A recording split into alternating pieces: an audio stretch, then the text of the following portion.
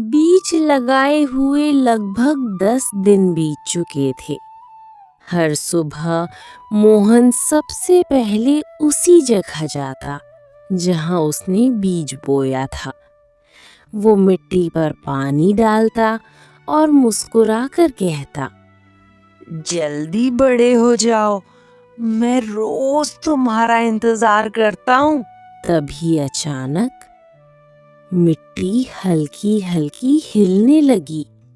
एक छोटी सी हरी कोपल जमीन से बाहर निकल आई।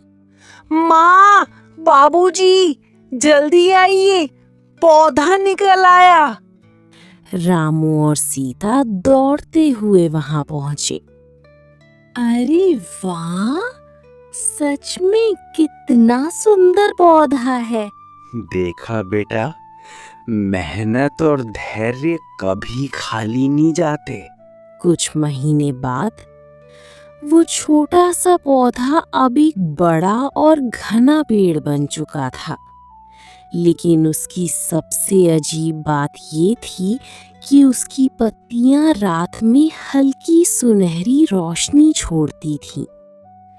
गांव वाले हैरान थे। एक दिन चौपाल पर चर्चा होने लगी। मैंने ऐसा पेड़ आज तक नहीं देखा। कहीं इसमें कोई जादू तो नहीं? उसी समय गांव का सबसे लालची आदमी ठाकुर प्रताप सिंह वहां आ पहुंचा।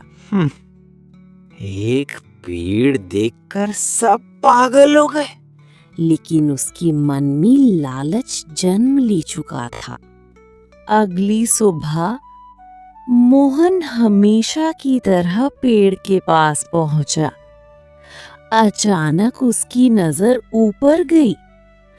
पेड़ पर चमकते हुए सुनहरे फल लगे थे।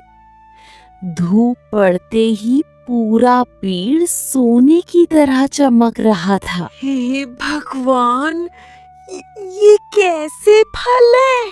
वो एक फल तोड़कर घर भागा। माँ, देखो, पेड़ पर ये फल लगे हैं। रामू ने फल हाथ में लिया। वो बहुत भारी था।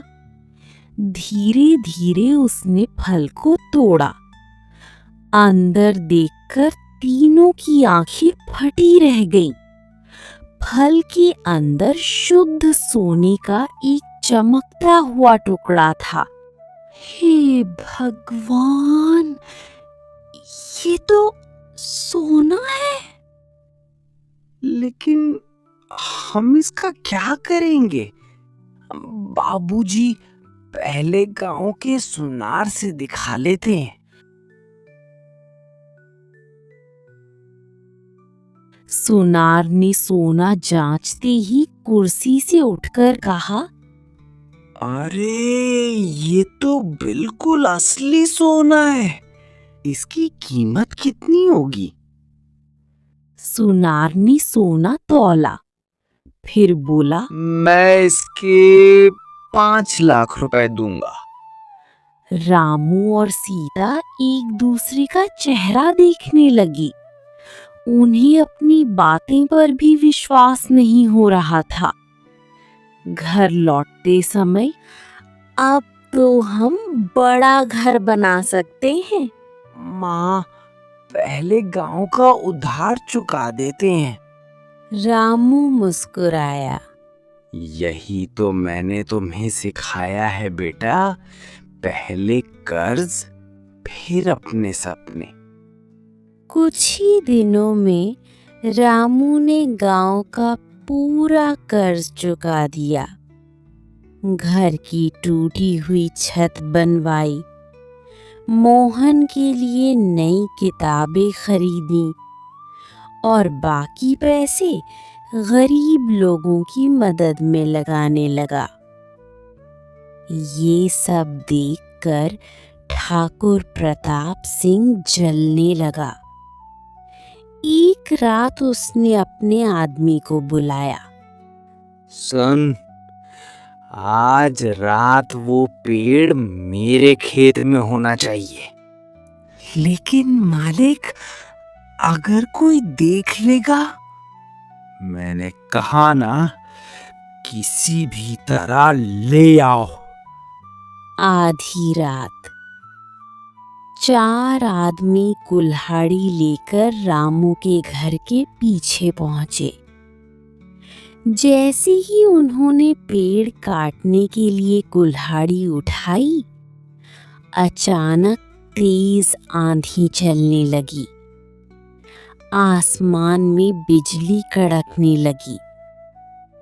पेड़ से सुनहरी रोशनी निकलने लगी और तभी एक गूंजती हुई आवाज आई।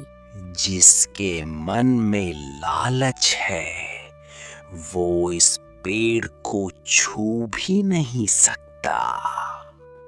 सभी आदमी डर के मारे कांपने लगे। चारों अपनी कुल्हाड़ियां वहीं छोड़कर भाग गए। अगली सुबह रामू ने पेड़ के पास टूटी हुई कुल्हाड़ियां देखी। लगता है रात कोई पेड़ काटने आया था। बाबूजी, क्या ठाकुर ने भेजा होगा? रामू कुछ देर चुप रहा, फिर बोला, बेटा, बिना सबूत किसी पर आरोप नहीं लगाते। लेकिन दूर खड़ा ठाकुर ये सब देख रहा था। उसने मुट्ठी भींच ली। मैं खुद इस पेड़ का राज पता लगाऊंगा, चाहे कुछ भी करना पड़े। उधर रामू का परिवार इस आने वाले खतरे से बिल्कुल अनजान था। लेकिन असली परीक्षा अब शुरू होने वाली थी।